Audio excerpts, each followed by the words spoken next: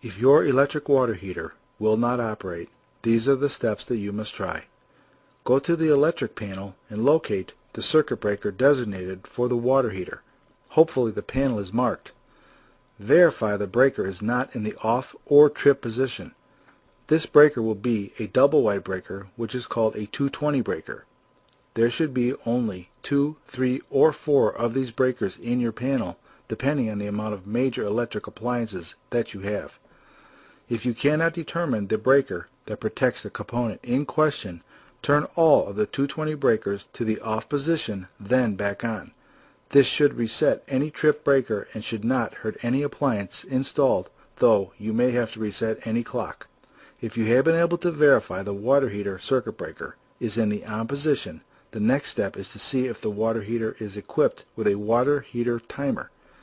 These will normally be installed at the top or the side of the water heater and will look like a box that is about 6 inches high and about 4 inches wide. There is normally an access door at the front that can be opened. A water heater timer operates like a light timer and is installed to conserve energy. A malfunctioning timer may have turned itself off and not back on. There is normally a manual on-off switch located next to the dial. Verify the switch is in the on position.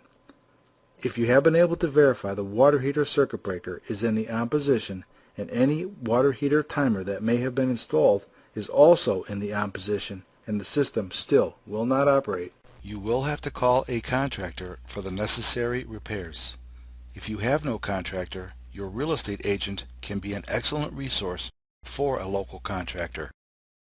Home-411 also provides a link at the lower left corner of this website to access contractors that can make repairs.